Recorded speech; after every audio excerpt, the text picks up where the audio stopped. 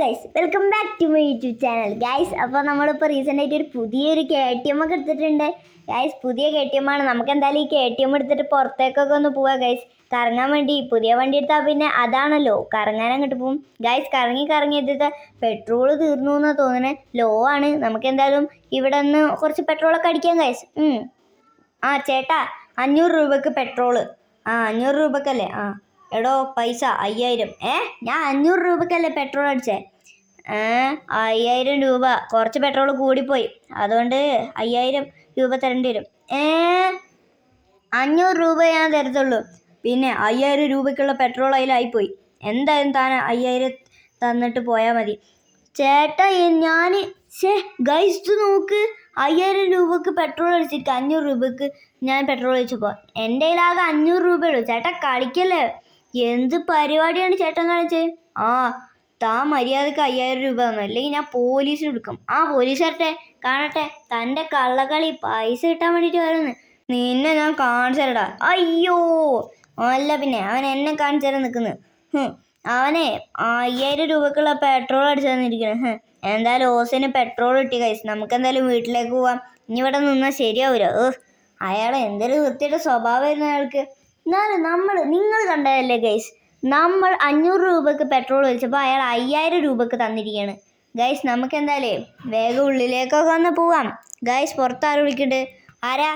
ഞാൻ Indian oil കമ്പനീൻ്റെ മാനേജറാണ്. എന്താണ് സാർ വേണ്ടത്?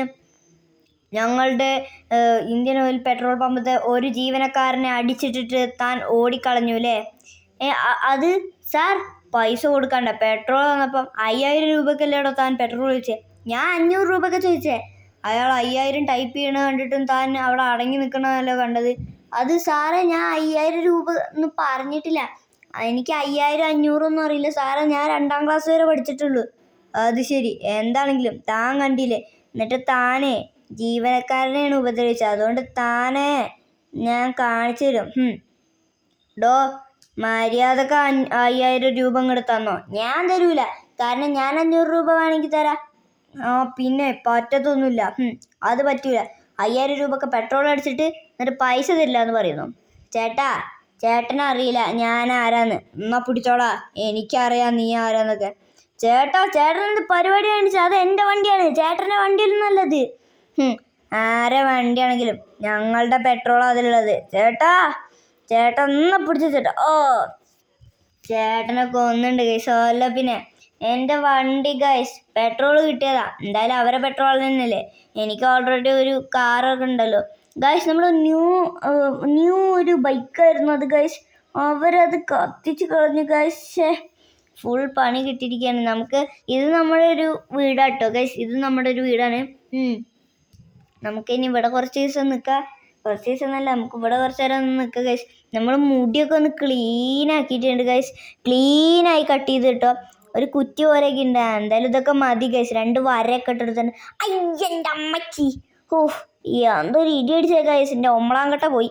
നമുക്ക് എന്തായാലും വേഗം നടക്കാം ഗൈസ്. ഇവിടെ നിന്ന് ചാടിയ പെട്ടെന്ന് അങ്ങോട്ടേക്ക് ട്രാൻസ്പോർട്ടാവും. അയ്യോ ഗൈസ്, നമ്മളിന്ന് വീഴ്ച ഓസിന് നമ്മൾ സോഫയമ്മ കയറി കിടന്നു. നല്ല സുഖം.